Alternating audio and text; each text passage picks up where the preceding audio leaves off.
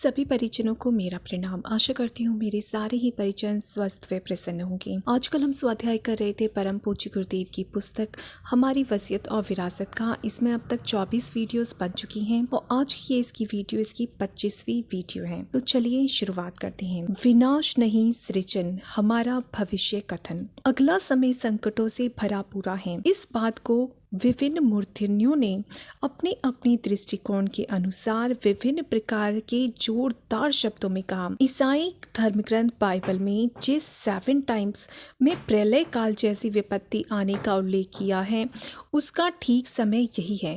इस्लाम धर्म में 14वीं सदी के महान संकट का उल्लेख है। भविष्य पुराण में इन्हीं दिनों महती विपत्ति टूट पड़ने का संकेत है। सिखों के गुरु ग्रंथ साहिब में भी ऐसी ही अनेक भविष्यवाणियां हैं।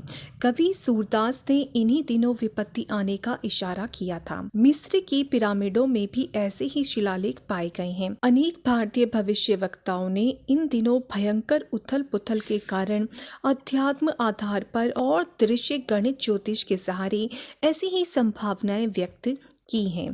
पाश्चात्य देशों में जिन भविष्य वक्ताओं की धाक है और जिनकी भविष्यवाणियां 99% सही निकलती रही हैं, उनमें Jeane Dixon, professor Harar Anderson, John Bavery, Cheiro, Arthur Clarke, Nostradamus, mother Shipton, Anandacharya आदि ने इस समय के संबंध में जो संभावनाएं व्यक्त की हैं वे भयावह हैं।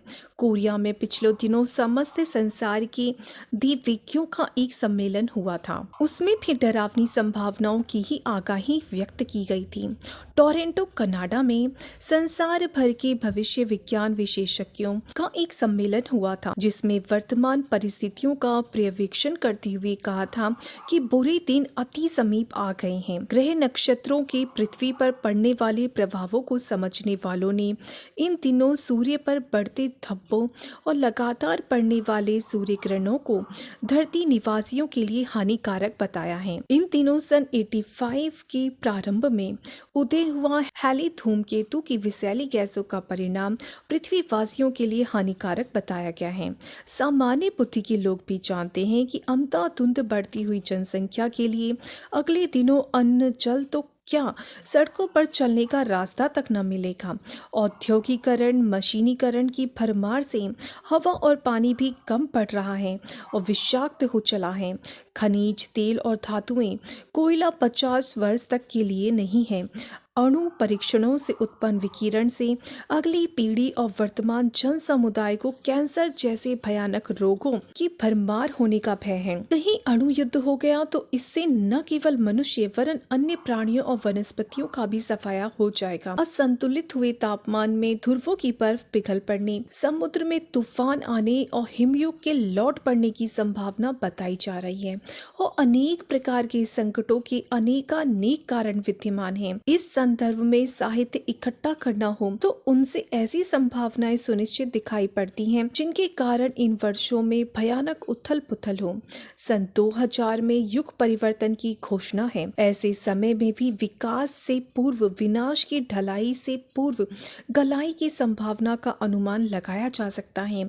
किसी भी पहलू से विचार किया जाए, प्रत्यक्षदर्शी और भावनाशील मनीषी भविष्यवक्ता इन दिनों विश्व संकट को अधिकाधिक गहरा होता देखते हैं। पत्रकारों और राजनीतिज्ञों के क्षेत्र में इस बार एक अत्यधिक चिंता यह संव्याप्त है कि इन दिनों जैसा संकट मनुष्य जाति के सामने है वैसा मानवीय उत्पत्ति के समय से कभी भी नहीं आया। शांति परिषद आदि अनेक संस्थाएं इस बात के लिए प्रयत्नशील हैं कि महाविनाश का जो संकट सिर पर छाया हुआ है वह किसी प्रकार टले।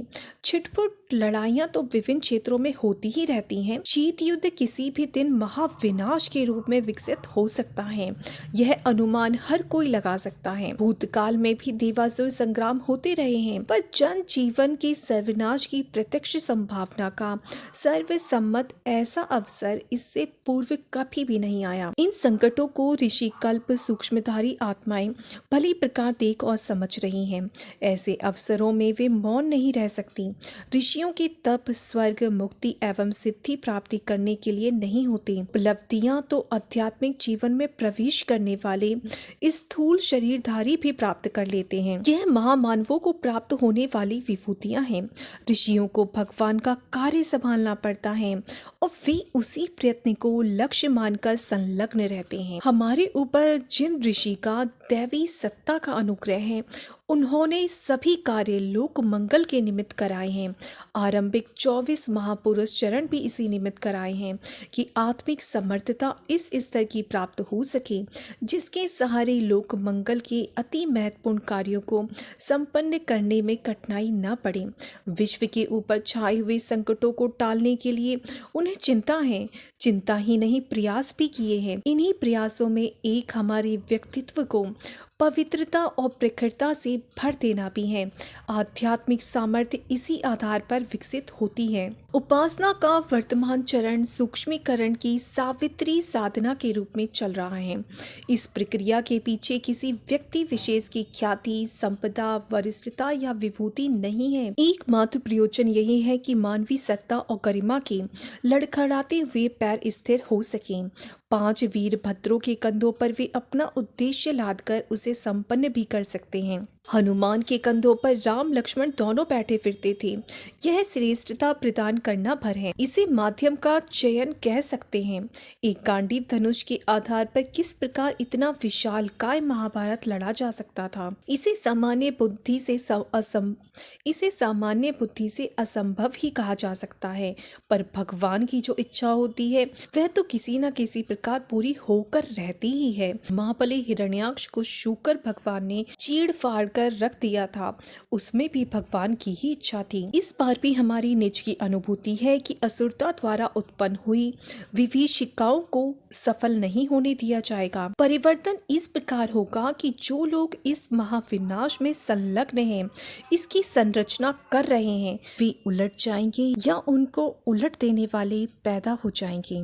विश्व शांति में भारत की निश्चित ही कोई बड़ी भूमिका हो सकती है। समस्त संसार के मूर्धन्यों, शक्तिवानों और विचारवानों की आशंका एक ही है कि विनाश होने जा रहा है। हमारा अकेले का कथन यह है कि उल्टे को उलटकर ही सीधा किया जाएगा। हमारे भविष्य कथन को अभी ही बड़ी गंभीरता पूर्वक समझ लिया जाए। विनाश की घटाओं को तूफानी प्रवाह अगले दिनों उड़ाकर कहीं ले जाएगा और अंधेरा चीरती हुई प्रकाश से भरा वातावरण दृष्टि गोचर होगा। यह ऋषियों के पराक्रम से ही संभावित है। इसमें कुछ दृश्यमान व कुछ परोक्ष भूमिका भी हो सकती है। यह मानकर चलना चाहिए कि सामान्य स्तर के लोगों की इच्छा शक्ति भी काम करती है। जनमत का भी दबाव पड़ता है। जिन लोगों के हाथ में इन दिनों विश्व की परिस्थितियां बिगाड़ने की क्षमता है, उन्हें जागृत लोकमत के सामने झुकना ही पड़ेगा। लोकमत को जागृत करने का अभियान प्रज्ञा आंदोलन द्वारा चल रहा है। यह क्रमशः बढ़ता और सशक्त होता जाएगा। इसका दबाव हर प्रभावशाली क्षेत्र की समर्थ शक्तियों पर पड़ेगा और उनका मन बदलेगा कि अपने कौशल चातुर्य को विनाश की योजनाएं बनाने की अपेक्षा विकास के निमित्त लगाना चाहिए। प्रतिभा एक महान शक्ति है। वह जिधर भी अग्रसर होती है उधर ही चमत्कार प्रस्तुत करती जाती है। वर्तमान समस्याएं एक दूसरी से गुथी हुई हैं। एक से दूसरी का घनिष्ठ संबंध है।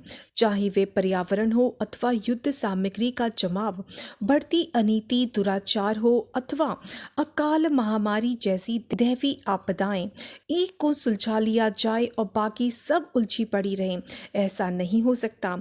समाधान एक मुश्त खोजने पड़ेंगे और यदि इच्छा सच्ची है तो उनके हल निकल कर ही रहेंगे। शक्तियों में 2 ही प्रमुख हैं। इन्हीं के माध्यम से कुछ बनता या बिगड़ता है। एक शस्त्र बल, धन बल, दूसरा बुद्धि बल, संगठन बल।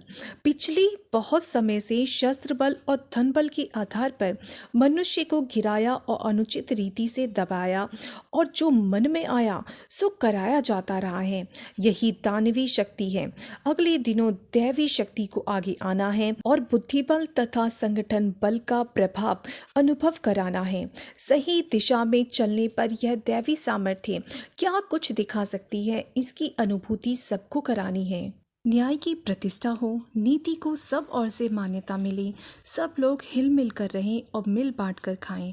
इस सिद्धांत को जन भावना द्वारा सच्चे मन से स्वीकारा जाएगा तो दिशा मिलेगी, उपाय सूझेंगे, नई योजनाएं बनेंगी, प्रयास चलेंगे और अंततः लक्ष्य तक पहुंचने का उपाय बन ही जाएगा।